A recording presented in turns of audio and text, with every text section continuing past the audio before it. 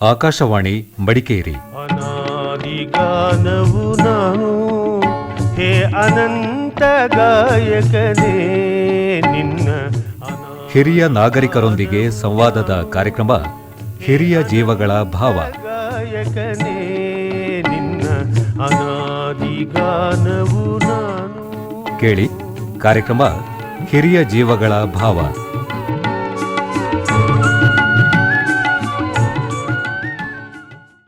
ಆತ್ಮೀಯ ಕೇಳುಗರೆ, ಇವತ್ತಿನ ಹಿರಿಯ ಜೀವಗಳ ಭಾವ ಈ ಕಾರ್ಯಕ್ರಮಕ್ಕೆ ತಮಗೆಲ್ಲರಿಗೆ ಸ್ವಾಗತ.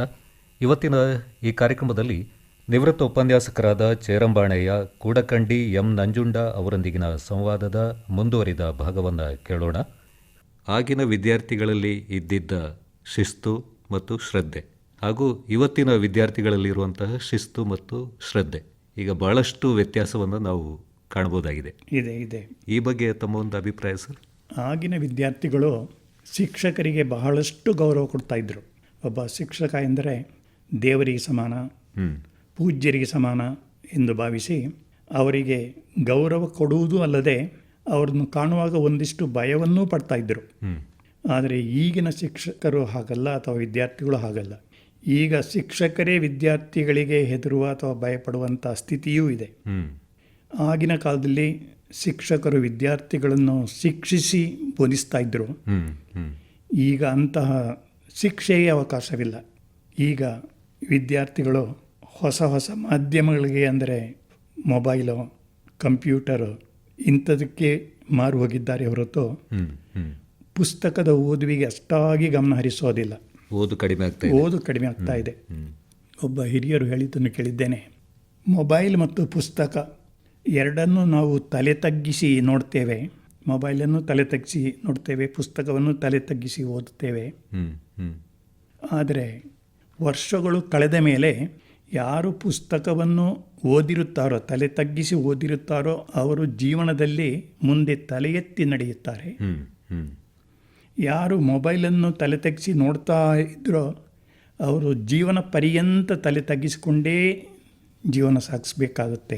ಚಿನ್ನದಂಥ ಮಾತು ಇದು ನಾನು ಹೇಳಿದ್ದಲ್ಲ, ಬಲ್ಲವರು ಹೇಳಿದ ಮಾತು. ಅಂದರೆ ಬರೀ ಓದು ಅನ್ನೋದು, ವಿದ್ಯಾಭ್ಯಾಸ ಅನ್ನೋದು ನಮಗೊಂದು ದಾರಿದೀಪ. ಪುಸ್ತಕ ಜ್ಞಾನಕ್ಕಿಂತ ಬೇರೆ ಜ್ಞಾನವಿಲ್ಲ. ಆದ್ದರಿಂದ ಪುಸ್ತಕ ಓದಿದವನು ಮತ್ತಷ್ಟು ಬುದ್ಧಿವಂತನಾಗ್ತಾನೆ. ಆದರೆ ಅದೇ ಮೊಬೈಲ್ ನೋಡಿದವನು ಆ ಮೊಬೈಲ್ನಲ್ಲಿ ಏನು ಬರ್ತದೆ ಅಷ್ಟನ್ನು ಮಾತ್ರ ತಿಳ್ಕೊಳ್ತಾನೆ. ಅವನ ಜೀವನದಲ್ಲಿ ಏನೂ ಸಾಧಿಸಲಿಕ್ಕಾಗೋದಿಲ್ಲ. ಹೀಗಾಗಿ ನಮ್ಮ ಘನ ಸರ್ಕಾರ ವಿದ್ಯಾರ್ಥಿಗಳಿಗೆ ಮೊಬೈಲನ್ನು ನಿಷೇಧಿಸುವ ಒಂದು ಕಾಯ್ದೆಯನ್ನು ತಂದಿದೆ. ಅದು ಒಳ್ಳೆಯ ಕಾಯ್ದೆ. ಅದು ಜಾರಿಗೆ ಬಂದರೆ ನಮ್ಮ ಸಮಾಜಕ್ಕೆ ಬಹಳಷ್ಟು ಅನುಕೂಲ ಆಗುತ್ತೆ. ಮನೆಗಳಲ್ಲಿ ಕೂಡ ಪೋಷಕರು ಕೂಡ ಹೊಣೆಗಾರರಾಗ್ತಾರೆ. ಹೌದು. ಹಿಂದೆ ನೋಡಿ ಗುರುವೇ ನಮಃ ಅಂತ ಹೇಳುವಂಥ ಒಂದು ಮಾತಿತ್ತು. ಹೌದು. ಈಗ ಗುರುವೇನು ಮಹಾ ಅಂತ ಹೇಳುವಂಥ ರೀತಿಯಲ್ಲಿ ಗುರುವೇನು ಮಹಾ. ಹೌದು. ಎಲ್ಲ ನಾವೇ, ನಮಗೆ ಗೊತ್ತಿದೆ, ಮೊಬೈಲ್ ಇದೆ, ಅದನ್ನು ದಾಟಿ ಕೂಡ ಈಗ AI ಬಂದುಬಿಟ್ಟಿದೆ. ಹೌದು. ಕೃತಕ ಬುದ್ಧಿಮತ್ತೆ, ಈಗ ಸಹಜ ಬುದ್ಧಿಮತ್ತೆ ಅನ್ನೋದು ಹೊರಟೋಗಿದೆ. ಈಗ ಒಬ್ಬ ಶಿಕ್ಷಕ ಮಾದರಿ ಶಿಕ್ಷಕನಾಗಿದ್ದರೆ ಅದನ್ನು ಸಹ ವಿದ್ಯಾರ್ಥಿ ಅನುಕರಣೆ ಮಾಡ್ತಾನೆ, ಅನುಸರಿಸ್ತಾನೆ, ಜೀವನದಲ್ಲಿ ಪಾಲಿಸ್ತಾನೆ. ಒಂದು ರೀತಿಯಲ್ಲಿ ರೋಲ್ ಮಾಡೆಲ್. ಹೌದು. ವಿದ್ಯಾರ್ಥಿಗಳು ಒಬ್ಬ ಶಿಕ್ಷಕನನ್ನು ಬೆಳಗಿನಿಂದ ಸಂಜೆವರೆಗೆ ನೋಡ್ತಾ ಇರ್ತಾರೆ. ಏನೇನು ಮಾಡ್ತಾರೆ, ಎಲ್ಲೆಲ್ಲಿ ಹೋಗ್ತಾರೆ, ಅವರಿಗೆ ಯಾವ್ಯಾವ ದುರಭ್ಯಾಸಗಳಿವೆ, ಇವೆಲ್ಲವನ್ನು ಪರೋಕ್ಷವಾಗಿ ವೀಕ್ಷಣೆ ಮಾಡ್ತಾ ಇರ್ತಾರೆ. ಅದನ್ನು ಆ ವಿದ್ಯಾರ್ಥಿಗಳು ಅನುಸರಿಸಲಿಕ್ಕೆ ಪ್ರಯತ್ನಿಸ್ತಾರೆ. ಆದ್ದರಿಂದ ಒಬ್ಬ ಯೋಗ್ಯ ಶಿಕ್ಷಕ ಎನಿಸಬೇಕಾದರೆ, ಒಬ್ಬ ಯೋಗ್ಯ ಗುರು ಎನಿಸಬೇಕಾದರೆ ಅವನಲ್ಲಿ ಯೋಗ್ಯ ಗುಣಗಳು ಇರಲೇಬೇಕು ಸರ್. ಈಗಿನ ಶಿಕ್ಷಕರು ನೋಡಿದ್ದೇನೆ, ಎರಡೂ ಕಿಸೆಗೆ ಕೈ ಹಾಕ್ಕೊಂಡು ತಮ್ಮ ಸಹಪಾಠಿಗಳ ಹೆಗಲಿಗೆ ಕೈ ಹಾಕ್ಕೊಂಡು ಅಂಗಡಿಯಲ್ಲೋ ಅಥವಾ ಹೋಟೆಲ್ಗಳಲ್ಲೋ ತಿಂಡಿ ತಿಂದುಕೊಂಡಿರುವುದನ್ನು ಗಮನಿಸಿದ್ದೇನೆ. ಇದು ಶಿಕ್ಷಕರಿಗೆ ಯೋಗ್ಯವಾದ ಪಾಠವಲ್ಲ, ವಿಚಾರವೂ ಅಲ್ಲ. ಶಿಕ್ಷಕರು ಯಾವಾಗಲೂ ಮಾದರಿಯಾಗಿಯೇ ಇರಬೇಕು ಹೊರತು ಸಾಮಾನ್ಯ ಒಬ್ಬ ವ್ಯಕ್ತಿಯಾಗಿ ವರ್ತಿಸಲಿಕ್ಕೆ ಕೂಡುದು. ಕೆಲವೊಮ್ಮೆ ಏನಾಗ್ತದೆ ಅಂತ ಹೇಳಿದರೆ, ಬೈ ಚಾಯ್ಸ್ ಅಲ್ಲ, ಬೈ ಚಾನ್ಸಲ್ಲಿ ಶಿಕ್ಷಕರಾಗಿ ಬಂದಂಥವರು ಕೂಡ ಇರ್ತಾರೆ. ಆದರೆ ಅವರು ಶಿಕ್ಷಕರಾದ ಮೇಲೆ ಅವರ ವ್ಯಕ್ತಿತ್ವವನ್ನು ರೂಪಿಸ್ತಾ ಹೋಗ್ತಾರೆ. ಇನ್ನು ಕೆಲವರು ಹಾಗೆ ಉಳಿತಾರೆ. ಯಾಕೆಂತ ಹೇಳಿದರೆ ಅವರು ಬಂದಿದ್ದು ಬೈ ಚಾನ್ಸಲ್ಲಿ. ಅಂದರೆ ಕೆಲವರು ಉದ್ಯೋಗಕ್ಕಾಗಿ ಬರ್ತಾರೆ, ಕರ್ತವ್ಯಕ್ಕಾಗಿ ಅಲ್ಲ. ನಮ್ಮಲ್ಲಿ ಹೇಳ್ತಾರೆ ಏನೋ ಬೆಲ್ ಮತ್ತು ಬಿಲ್ ಎರಡನ್ನೇ ನೋಡಿಕೊಂಡು ಕೆಲಸ ಮಾಡ್ತೀಯಲ್ಲ ಅಂತ. ಬೆಲ್ಲು ಬಿಲ್ ಗಂಟೆ ಯಾವಾಗ ಬರ್ತದೆ 4 ಗಂಟೆ, ಇನ್ನು ಬಿಲ್ ಕೊನೆಗೆ ಯಾವಾಗ ಸಂಬಳ ಬರ್ತದೆ, ಸಮಯ ಮತ್ತು ಸಂಬಳ, ಇವೆರಡನ್ನು ನೋಡಿಕೊಂಡೇ ಕೆಲಸ ಮಾಡುವವರು ಇದ್ದಾರೆ. ಅದು ಒಳ್ಳೆಯದಲ್ಲ. ಬರೀ ಉದ್ಯೋಗ ಹಣಗಳಿಕೆ ಮಾತ್ರ ಅಲ್ಲ, ಅಲ್ಲ ಅದಕ್ಕಿಂತ ಹೆಚ್ಚಿನದನ್ನ ವಿದ್ಯಾರ್ಥಿಗಳಿಗೆ ತ್ಯಾಗ ಕೊಡುವಂತಹ ಜವಾಬ್ದಾರಿ. ಭಾವನೆ ಇರಬೇಕು. ಹೌದು. ಇತ್ತೀಚಿನ ದಿನಗಳಲ್ಲಿ ಈಗ ಇಂಗ್ಲಿಷ್ ಮೀಡಿಯಂ ತಿಳಿಬಿಟ್ಟು ಕನ್ನಡವನ್ನು ಮರಿತಾ ಇದ್ದಾರೆ ವಿದ್ಯಾರ್ಥಿಗಳು. ಹೌದು. ಹೆಚ್ಚಿನ ವಿದ್ಯಾರ್ಥಿಗಳಿಗೆ ಇಂಗ್ಲಿಷ್ ಮೀಡಿಯಂನಲ್ಲಿ ಹೋದವರಿಗೆ ಕನ್ನಡ ಮಾತಾಡಲಿಕ್ಕೆ ಬರುವುದಿಲ್ಲ. ಗುರುವಾರ ಅಂದರೆ ಗೊತ್ತಾಗೋದಿಲ್ಲ, ತರ್ಸ್ಡೆ ಅಂದರೆ ಗೊತ್ತಾಗುತ್ತೆ. ಅಂದರೆ ಕನ್ನಡ ನಮ್ಮ ರಾಜ್ಯದ ಭಾಷೆ. ಹೌದು ಸರ್. ಮನೆ ಭಾಷೆಯೂ ಇರ್ಬೋದು ಕೆಲವು ಕಡೆ, ಅದು ಅವಶ್ಯ ಬೇಕು, ಮಾತೃಭಾಷೆ. ಇನ್ನು ನಮ್ಮ ರಾಜ್ಯ ಅಥವಾ ರಾಷ್ಟ್ರವನ್ನು ಬಿಟ್ಟು ಹೊರಗಡೆ ಹೋಗುವುದಾದರೆ ಇಂಗ್ಲೀಷ್ನ ಅವಶ್ಯಕತೆ ಇದ್ದೇ ಇದೆ. ಒಂದು ಸಣ್ಣ ಉದಾಹರಣೆ, 2012ರಲ್ಲಿ ನಾನು ಮತ್ತು ನಮ್ಮ ಶ್ರೀಮತಿಯವರು ಅಮೇರಿಕಾದ ಪ್ರವಾಸ ಕೈಗೊಂಡೆವು. ಅಲ್ಲಿ ನಮ್ಮ ಮಗಳು ಅಳಿಯ ಇದ್ದಾರೆ, ಅವರು ಕರೆಸ್ಕೊಂಡ್ರು. ಅಲ್ಲಿ ಕೇವಲ ಇಂಗ್ಲೀಷೇ ಹೊರತು ಕನ್ನಡದಲ್ಲಿ ಮಾತಾಡುವವರೇ ಇಲ್ಲ. ಕನ್ನಡಿಗರು ಇದ್ರೂ ಕೂಡ ಅವರು ಇಂಗ್ಲೀಷ್ನಲ್ಲಿ ಮಾತಾಡೋದು. ಅವರು ಕೇಳ್ತಾರೆ, ಅಲ್ಲಿ ಇಂಡಿಯಾದಿಂದ ಹೋದವರು, are you Kannada or Telugu? ಇಷ್ಟೇ. ಕನ್ನಡ ಅಂದರೆ ಕರ್ನಾಟಕದವರ, ತೆಲುಗು ಅಂದರೆ ಆಂಧ್ರದವರ ಅಂತ. ಇನ್ನು ಅಲ್ಲಿ ಯಾವುದೇ ಒಂದು ಮಹಲ್ ಅಥವಾ ಶಾಪಿಗೆ ಹೋಗಲಿ ಅಥವಾ ಯಾರನ್ನೇ ಅಲ್ಲಿಯವರನ್ನು ಎದುರುಗೊಂಡ ಕೂಡಲೇ ಹಾಯ್ ಹಾಯ್. ನಮಗೆ ಆಶ್ಚರ್ಯ, ಇವರಿಗೆ ನಮ್ಮನ್ನೇ ಹೇಗೆ ಪರಿಚಯ? ನಮ್ಮ ಅಳಿಯನ್ನು ಕೇಳುವಾಗ ಅವ್ರು ಹೇಳಿದ್ರು, ಇಲ್ಲಿಯ ಸಂಸ್ಕೃತಿ ಹಾಗೆ. ಅವರು ಪರಿಚಯ ಇರಲಿ ಪರಿಚಯ ಇಲ್ಲದೆ ಇರಲಿ, ಎದುರುಗೊಂಡಾಗ ಹಾಯ್ ಅಂತ ಹೇಳುವುದು ಇಲ್ಲಿಯ ಸಂಪ್ರದಾಯ. ನಾವು ಇಲ್ಲಿ ಏನು ಮಾಡ್ತೀವಿ, ಗೊತ್ತಿದ್ದು ಗೊತ್ತಿಲ್ಲದವರ ಹಾಗೆ ಓಡಾಡ್ತೀವಿ. ಅದು ಮಾನವ ಕುಲಕ್ಕೆ ಒಳ್ಳೆಯದಲ್ಲ, ಮನುಷ್ಯತ್ವ ಅಲ್ಲ ಅದು. ಹಾಯ್ ಅಥವಾ ಇನ್ಯಾವುದೇ ಭಾಷೆಗೆ ದುಡ್ಡು ಕೊಡಬೇಕಾಗಿಲ್ಲ, ಹಣ ಖರ್ಚು ಮಾಡಬೇಕಾಗಿಲ್ಲ, ಮಾತಾಡಲಿಕ್ಕೆ ಹಣದ ಖರ್ಚಿಲ್ಲ. ಇದು ಯಾರು ಹಿರಿಯರೇ ಇರಲಿ ಕಿರಿಯರೇ ಇರಲಿ, ಕಂಡ ಕೂಡಲೇ ಒಂದು ವಿಶ್ ಮಾಡುವುದನ್ನು ಪ್ರತಿಯೊಬ್ಬರು ಕಲ್ತುಕೊಂಡ್ರೆ ನಮ್ಮಲ್ಲಿ ಎಷ್ಟೋ ಒಂದು ಅನ್ಯೋನ್ಯತೆ ಬೆಳೆಯುತ್ತದೆ. ಹೌದು ಹೌದು. ಹಾಗಾಗಿ ನಾನು ಸಹ ಅವನೆಷ್ಟೇ ಚಿಕ್ಕವನಾಗಿರಲಿ ಅಥವಾ ದೊಡ್ಡವರೇ ಆಗಿರಲಿ, ಮೊದಲು ಗುಡ್ ಮಾರ್ನಿಂಗ್ ಅಂತ ಹೇಳೋದು. ಇನ್ನೊಬ್ಬರಿಗೆ ಗೌರವ ಕೊಟ್ಟಾಗ ಹೌದು, ನಾವು ಕೂಡ ದೊಡ್ಡವರಾಗ್ತೀವಿ. You respect and take respect ಅಂತ ಇಂಗ್ಲೀಷ್ನಲ್ಲಿ ಹೇಳೋದಾಗೆ ಅದು ನಮ್ಮ ದೊಡ್ಡ ಗುಣ. ಹೌದು. ಅದರಿಂದ ನಾವು ಏನನ್ನೂ ಕಳೆದುಕೊಳ್ಳುವುದಿಲ್ಲ. ಹೌದು ಸರ್. ಬದಲು ನಾವು ಸ್ವಲ್ಪ ನಮ್ಮ ಘನತೆಯನ್ನು ಅದರಿಂದ ನಾವು ಗಳಿಸೋದೇ ಜಾಸ್ತಿ. ಹೌದು, ನಮ್ಮ ಮೇಲೆ ಗೌರವ ಬರುತ್ತೆ. ನಾನು ವಿದ್ಯಾರ್ಥಿಗಳು ಹೇಳುವುದು ಅಷ್ಟೇ, ಮೊದಲು ಘನತೆಗಾಗಿ ನೀವು ಜೀವನ ಸಾಗಿಸಬೇಡಿ, ಗೌರವವನ್ನು ಕೊಟ್ಟು ಗೌರವವನ್ನು ಸಂಪಾದಿಸ್ಕೊಳ್ಳಿ. ಸರ್, ತಾವು ಈಗ ನಿವೃತ್ತಿಯಾಗಿದ್ದು 2002ರಲ್ಲಿ. ತಮಗೆ ನಿವೃತ್ತಿ ಆಗುವಾಗ ಆ ಒಂದು ಅನುಭವ ಹೇಗಿತ್ತು? ಅಂದರೆ ಇನ್ನು ರಿಟೈರ್ಡ್ ಆಗ್ತಾ ಇದ್ದೇನಲ್ಲ, ಇನ್ನೂ ಕಲಿಸ್ಬೋದಿತ್ತಲ್ಲ ಅಂತ ಹೇಳುವಂಥದ್ದು ಒಂದು ಭಾವನೆ ಬಂದಿದೆಯಾ? ನನಗೆ ನಿವೃತ್ತಿ ಆಗುತ್ತಿದ್ದೇನೆ ಎಂಬ ಭಾವನೆಯೇ ಬರ್ತಿರಲಿಲ್ಲ. ಯಾಕೆಂದರೆ ನಿತ್ಯ ಮನೆಯಿಂದ ಶಾಲೆಗೆ ಹೋಗೋದು, ಶಾಲೆಯಿಂದ ಮನೆಗೆ ಬರೋದು ಸಂಜೆ. ಹೀಗಾಗಿ ಶಾಲೆಯ ಕರ್ತವ್ಯ ಮತ್ತು ಮನೆಯ ಕರ್ತವ್ಯ ಇವೆರಡರಲ್ಲಿ ನನಗೆ ವ್ಯತ್ಯಾಸ ಇರಲಿಲ್ಲ ಸರ್. ನಿವೃತ್ತಿ ಎಂಬುದು ನಿಯಮದ ಪ್ರಕಾರ ಆಗುವ ಒಂದು ಹಂತ. ಹೀಗಾಗಿ ನನಗೆ ನಿವೃತ್ತಿ ಆಗ್ತೇನೆ ಎಂಬ ಭಯ ಇರಲಿಲ್ಲ. ಅವಕಾಶ ಇದ್ದರೆ ಇನ್ನೂ 1-2 ವರ್ಷ ಮಕ್ಕಳಿಗೆ ಬೋಧನೆ ಮಾಡಬಹುದು ಎಂಬ ಮನಸ್ಸಿತ್ತು. ನಿವೃತ್ತಿಯ ಸಂದರ್ಭದಲ್ಲಿ ನನಗೆ ನನ್ನ ಸ್ಟಾಫ್ನವರು ಒಂದು ಕಾಣಿಕೆಯನ್ನು ಕೊಟ್ಟರು. ಮಹಾಭಾರತದ ಕೃಷ್ಣಾರ್ಜುನರ ಗೀತೋಪದೇಶ ಚಿತ್ರದ ಒಂದು ಕಾಣಿಕೆ. ಶ್ರೀಕೃಷ್ಣ ಪರಮಾತ್ಮನು ಅರ್ಜುನನಿಗೆ ಯುದ್ಧ ಮಾಡುವುದಿಲ್ಲ ಅಂತ ಹೇಳಿದಾಗ ಉಪದೇಶ ಮಾಡ್ತಾನೆ, ಗೀತೋಪದೇಶ. ಅದರ ಒಂದು ಸ್ಪಷ್ಟ ಚಿತ್ರದ ಒಂದು ಕಾಣಿಕೆ. ಕೇಳಿದೆ, ಯಾಕೆ ನನಗೆ ಇದನ್ನು ಕೊಡ್ತಾ ಇದ್ದೀರಿ, ಬೇರೆ ಏನಾದರೂ ಕೊಡ್ಬೋದಿತ್ತಲ್ಲ. ಕುದುರೆಗಳ ಮೇಲೆ ಅಶ್ವಾರೂಢನಾಗಿ ಶ್ರೀಕೃಷ್ಣ ಎಲ್ಲ ಮಾಡಿಕೊಂಡು ಕೂರೋದು, ಹಿಂದ್ಗಡೆ ಅರ್ಜುನ, ಸಂವಾದ, ಅದರ ಒಂದು ಚಿತ್ರ. ನಮ್ಮ ಸ್ಟಾಫ್ನವರು ಏನು ಹೇಳ್ತಾರೆ ಅಂದರೆ, ನೀವು ಇಲ್ಲಿ ಈ ಸ್ಟಾಫ್ನಲ್ಲಿ ನಮಗೆ ಒಬ್ಬ ಉಪದೇಶಕರಾಗಿ, ಕೇವಲ ಶಿಕ್ಷಕರಾಗಿ ಇರಲಿಲ್ಲ, ನಮಗೆಲ್ಲರಿಗೂ ನೀವೊಬ್ಬರು ಹಿರಿಯರು ಉಪದೇಶಕರಾಗಿ, ಅದರಲ್ಲೂ ತತ್ವಬೋಧಕರಾಗಿದ್ದರೆ ಅದರ ಸವಿನೆನಪಿಗಾಗಿ ನಾವು ನಿಮಗೆ ಈ ಕಿರು ಕಾಣಿಕೆಯನ್ನು ನೀಡ್ತಿದ್ದೇವೆ. ಬರೀ ಪಾಠ ಪ್ರವಚನ ಮಾತ್ರ ಅಲ್ಲ ವಿದ್ಯಾರ್ಥಿಗಳಿಗೆ, ಅದಕ್ಕಿಂತ ಸ್ಟಾಫ್ ರೂಮಲ್ಲಿ ಕುಳಿತಾಗ ಕೆಲವೊಂದು ವಿಚಾರಗಳ ಬಗ್ಗೆ ಚರ್ಚೆ ಮಾಡಿ ಅದರ ಬಗ್ಗೆ ಒಂದು ಬೋಧನೆಯನ್ನು ಮಾಡುವ ಹವ್ಯಾಸ ಇತ್ತು ನನಗೆ. ಹಾಗಾಗಿ ಅವರು ನನಗೆ ಹೆಚ್ಚಿನ ಒಂದು ಗೌರವವನ್ನು ಕೊಡ್ತಾ ಇದ್ರು ನನ್ನ ಸ್ಟಾಫ್ನವರು. ಅದರ ಸವಿನೆನಪಿಗಾಗಿ ಆ ಒಂದು ಮಾದರಿಯನ್ನು ಕೊಟ್ಟರು. ಗೀತೋಪದೇಶದ ಒಂದು ಚಿತ್ರಣ. ಚಿತ್ರ. ಸರ್, ಇಂದಿನ ಯುವ ಜನತೆಗೆ, ಇವತ್ತಿನ ಶಿಕ್ಷಕರಿಗೆ ತಾವು ಕೊಡುವಂತಹ ಒಂದು ಸಲಹೆ ಏನು ಸರ್? ಇವತ್ತಿನ ಶಿಕ್ಷಕರು ಕೇವಲ ಸಮಯ ಕಳೀಲಿಕ್ಕೆ ಅಥವಾ ಸಂಬಳ ಪಡೀಲಿಕ್ಕೆ ಮಾತ್ರ ಉದ್ಯೋಗದಲ್ಲಿ ಮುಂದುವರಿತೇನೆ ಎಂಬ ಮನೋಭಾವನೆ ಇಟ್ಟುಕೊಳ್ಳದೆ ರಾಷ್ಟ್ರ ನಿರ್ಮಾಣದ ಉದ್ದೇಶದಿಂದ ಯೋಗ್ಯ ವಿದ್ಯಾರ್ಥಿಗಳನ್ನು ಸಮಾಜವನ್ನು ತಿದ್ದುವ ಕಾರ್ಯವನ್ನು ಮಾಡುವಂತಾಗಬೇಕು. ಕೇವಲ ವಿದ್ಯಾರ್ಥಿಗಳಿಗೆ ಮಾತ್ರ ಬೋಧನೆ ಮಾಡುವುದಲ್ಲ, ಸಮಾಜದ ನಿರೂಪಣೆಯಲ್ಲೂ ಶಿಕ್ಷಕರ ಪಾತ್ರ ಇದ್ದೇ ಇರ್ತದೆ. ಹಾಗೆ ವಿದ್ಯಾರ್ಥಿಗಳು ಸಹ ತಾನು ಕಲಿಯುವಂಥ ಈ ಸಂಸ್ಥೆಯಲ್ಲಿ ವಿದ್ಯೆಯನ್ನು ಮಾತ್ರ ಕಲಿಯುವುದಲ್ಲ, ನನ್ನ ಜೀವನಕ್ಕೆ ಬೇಕಾದ ವಿವಿಧ ಅಂಶಗಳನ್ನು ಇಲ್ಲಿ ಮೈಗೂಡಿಸಿಕೊಳ್ಬೇಕು. ನಾನು ಮುಂದೆ ಪ್ರಪಂಚದಲ್ಲಿ ಒಬ್ಬ ಯೋಗ್ಯ ಪ್ರಜೆಯಾಗಿ ಬಾಳಬೇಕು ಎಂಬ ಮನೋಭಾವನೆಯಿಂದ ವಿದ್ಯಾರ್ಥಿಗಳು ವಿದ್ಯಾರ್ಜನೆ ಮಾಡಿದರೆ ವಿದ್ಯಾರ್ಥಿಗಳು ಮಾತ್ರವಲ್ಲ, ಸಮಾಜ ಮಾತ್ರವಲ್ಲ, ನಮ್ಮ ರಾಷ್ಟ್ರವು ಒಂದು ಮುಂದುವರಿದ ಪ್ರಪಂಚದಲ್ಲೇ ಅತಿ ಬಲಿಷ್ಠ ರಾಷ್ಟ್ರ ಎಂದು ಹೇಳಿಕೊಳ್ಳುವುದರಲ್ಲಿ ಸಂಶಯವಿಲ್ಲ. ಇಂದಿನ ಮಕ್ಕಳೇ ಮುಂದಿನ ಪ್ರಜೆಗಳು, ವಿದ್ಯಾರ್ಥಿಗಳೇ ಮುಂದಿನ ಪ್ರಜೆಗಳು. ಹೌದು. ಹಾಗಾಗಿ ಅದರಲ್ಲಿ ಪೋಷಕರ ಪಾತ್ರ ಕೂಡ ಬಹಳಷ್ಟು ಯಾಕೆಂತ ಹೇಳಿದ್ರೆ ಈಗಿನ ಕಾಲದಲ್ಲಿ ನಮ್ಮನ್ನ ದುರ್ಮಾರ್ಗಕ್ಕೆ ಸೆಳೆಯುವಂಥ ಅಂಶಗಳು ಬಹಳಷ್ಟು ಜಾಸ್ತಿ ಇದೆ. ಈಗ ಮಾದಕ ವಸ್ತುಗಳ ಸೇವನೆ ಇಂಥದ್ದೆಲ್ಲ ತುಂಬ ಕೇಳಿ ಬರ್ತಾ ಇದೆ ಸರ್.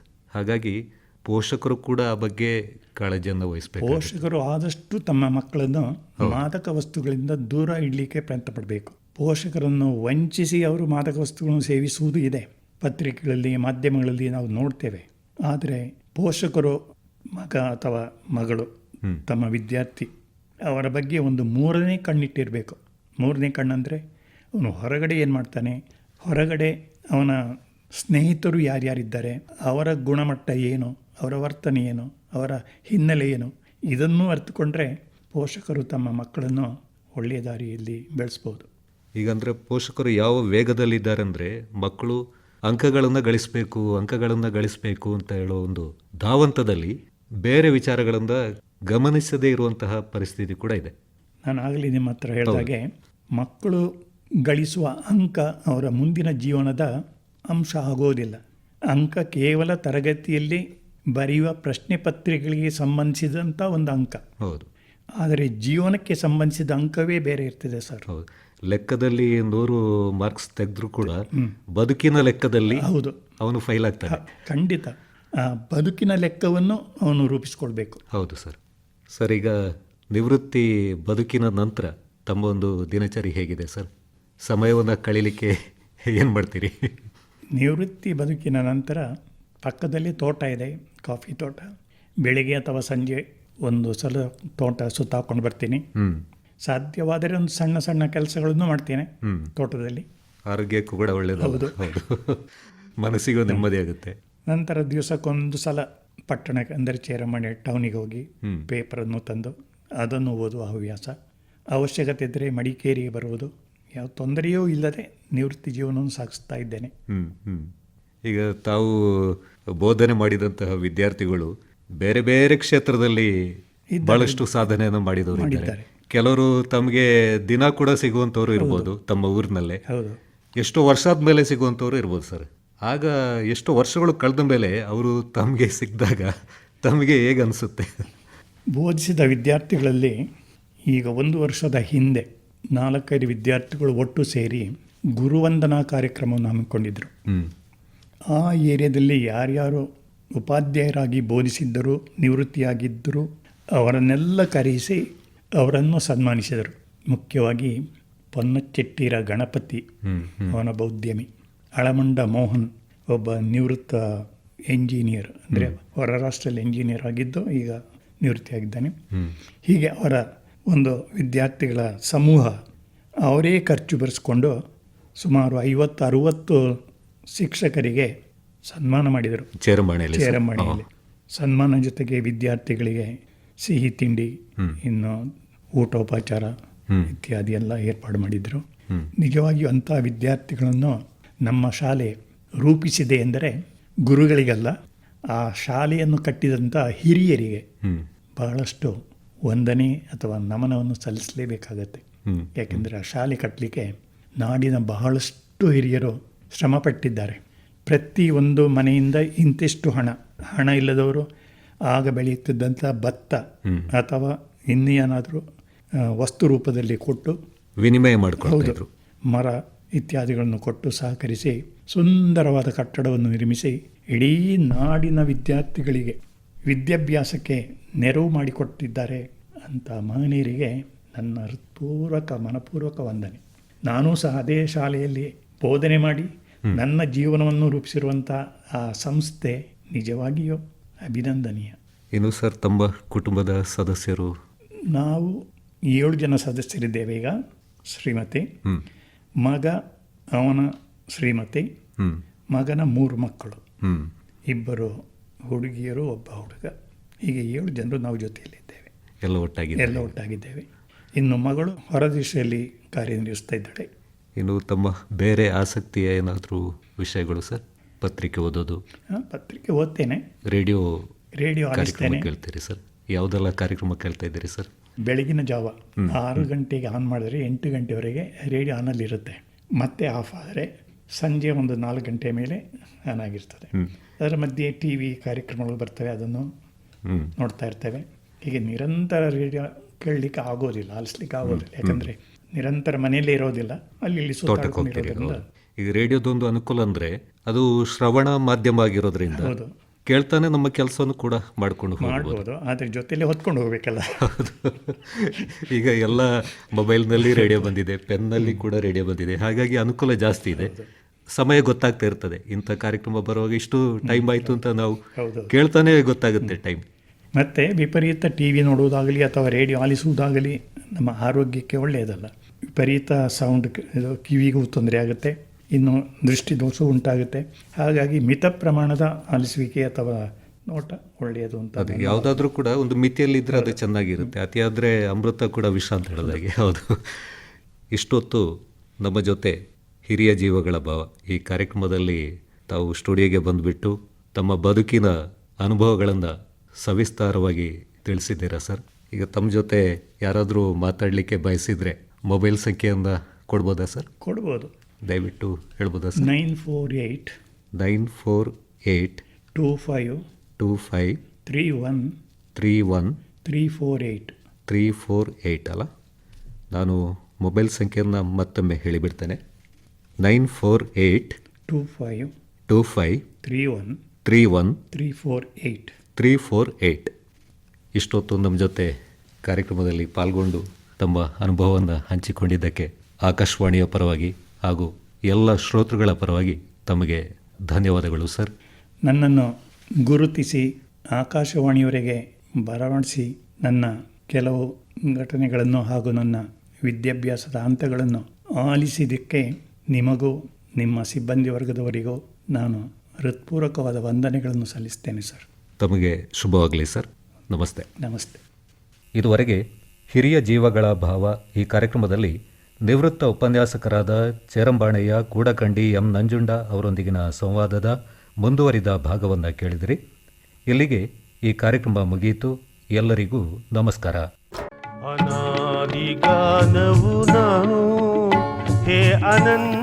ಇದುವರೆಗೆ ಕಾರ್ಯಕ್ರಮ ಹಿರಿಯ ಜೀವಗಳ ಭಾವ ಕೇಳಿದಿರಿ.